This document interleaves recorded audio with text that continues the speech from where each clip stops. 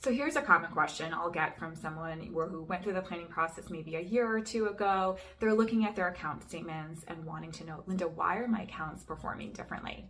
So maybe my account is performing this way, my spouse's is doing so much better. Should I just move into her funds? No, we looked at things with an overall perspective, your overall portfolio, and we purposely set things up certain ways.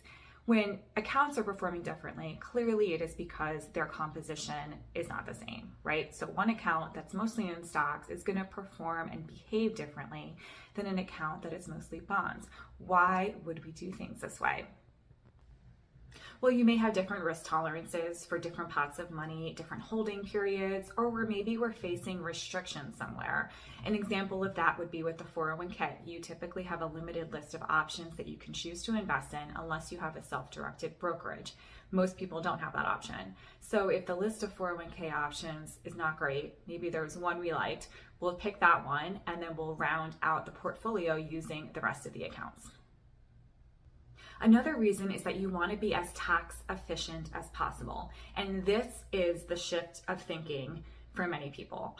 Many people that come to me that have never had a plan before have the same target date funds in all of their accounts, or their accounts are invested as mirrors of each other. So each account has the same composition, same allocation, same funds. So they are used to seeing the accounts perform exactly the same.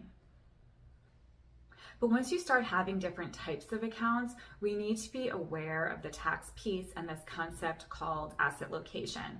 So there's different types of accounts that we can use to hold and invest our money.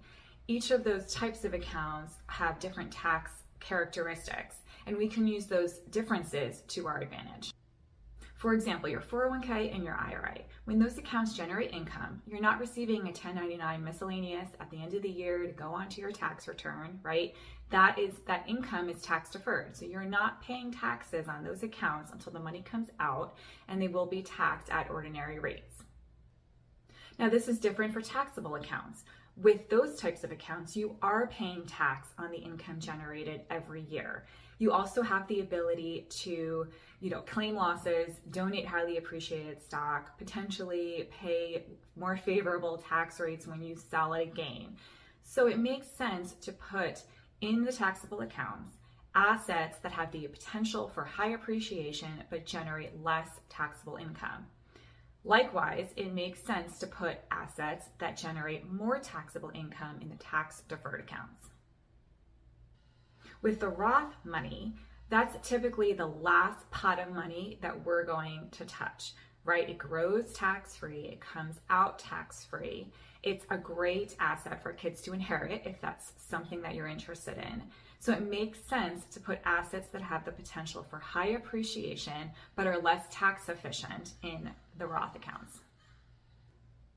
You want to have a thought out investment process that's going to look at all of these considerations and look at your entire pot of money, all the types of accounts, and put what makes sense where. But yes, that means that accounts are not going to behave the same, and that's not necessarily a bad thing.